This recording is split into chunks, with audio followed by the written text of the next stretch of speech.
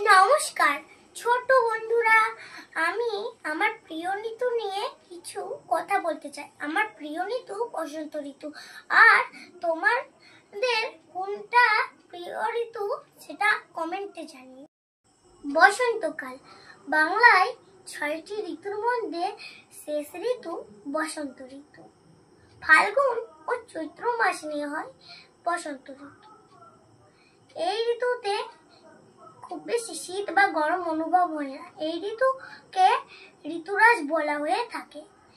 এই ঋতুতে গাছে গাছে নতুন পাতা গজাতে শুরু করে। গাছের আড়াল থেকে কোকিলের কুহু ডাকে চারিদিক ভরে ওঠে। এই ঋতুতে মাঠে মাঠে তরমুজ, কুমড়ো, শসা ফলতে থাকে। এই ঋতুতে অশোক, পলাশ, শিমুল ও কৃষ্ণচূড়া ফুল ফোটে। এই ঋতুতে আম গাছে মুকুল ধরতে শুরু করে।